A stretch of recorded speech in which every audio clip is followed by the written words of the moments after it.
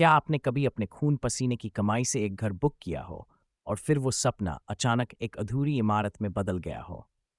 क्या आप भी उन हजारों होम बायर्स में से हैं जो अब भी ये सोच रहे हैं कि रियल एस्टेट डेवलपर से अपने पैसे कैसे वापस लें? तो ये जानकारी सिर्फ आपके लिए है। 2016 में जब इंसॉल्वेंसी एंड बैंक्रप्सी कोड यानी आईबीसी लागू हुआ, तो ये भारत के कॉरपोरेट लॉ इतिहास का एक ऐतिहासिक मोड़ था। इसका मकसद था दिवालिया कंपनियों की समस्या को तेजी से और पारदर्शिता के साथ हल करना।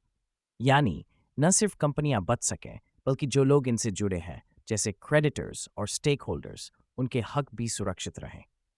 आईबीसी का पूरा ढांचा तीन मुख्य चीजों पर टिका है: सीआईआरपी यानी corporate insolvency resolution process, liquidation यानी अगर समाधान न मिले तो कंपनी की संपत्ति बेचकर भुगतान करना, और एनसीएलटी यानी नेशनल कंपनी लॉ ट्राइब्यूनल, जो इन मामलों का न्यायिक फैसला करती है। अब असली सवाल यह है, एक आम होम बायर का इसमें क्या रोल है?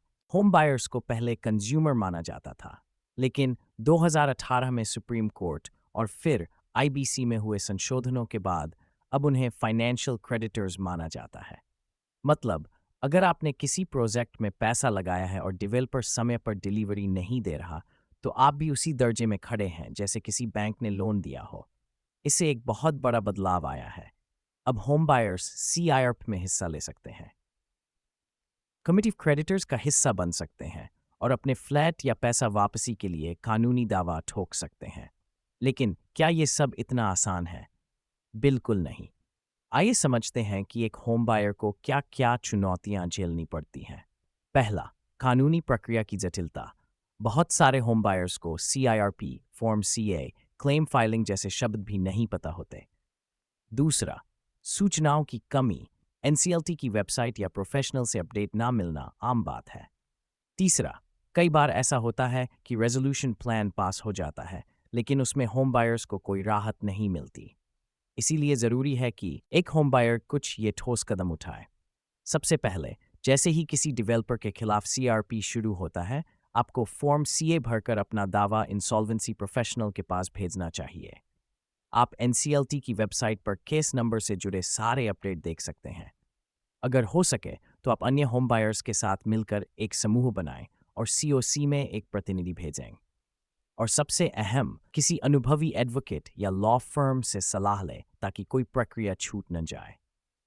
आईबीसी की धारा 7 और रुचि 1 में होम बायर्स के अधिकार बहुत साफ लिखे गए हैं।